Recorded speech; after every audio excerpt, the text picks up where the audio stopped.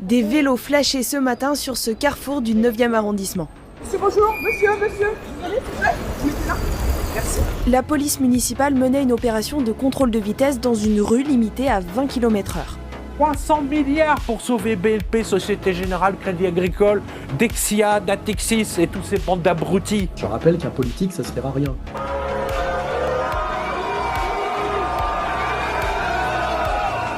Et aujourd'hui, vous avez des politiques qui vous disent « Ah ouais, mais il faut repousser l'âge de retraite. » Mais évidemment, on a volé l'argent en 2008. Ils ont volé l'argent pour sauver les banques.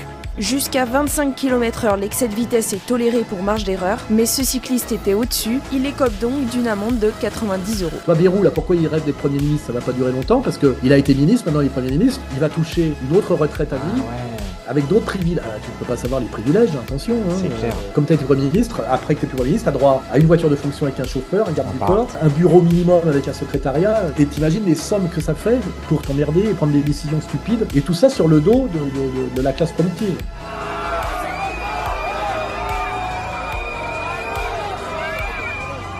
La France est secrètement dirigée par environ 200 familles qui contrôlent tout. Mais la France n'a pas commencé à exister en 1789. Non, la France est née en 496 avec le baptême de Clovis. Les Arnaud, Bettencourt, Mullier et Bolloré ne sont que la partie visible de l'iceberg. Ces dynasties verrouillent leur pouvoir par des mariages stratégiques, des écoles élitistes et des réseaux d'influence. Elles possèdent 90% des médias privés et font pression sur les politiques. Donc de 496 à 1789, il y a eu plus de 1300 ans où la France était aristocratique.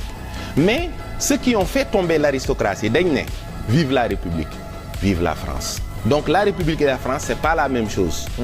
La République, c'est celle qui dirige la France derrière les loges. C'est sur les tables des loges que la République dirige la France. Et les gens vont se rendre compte que ça sert à rien, un gouvernement. Et puis surtout, il coûte très cher, faut pas oublier. Et puis à vie, c'est-à-dire que tous ces gens-là sont des parasites.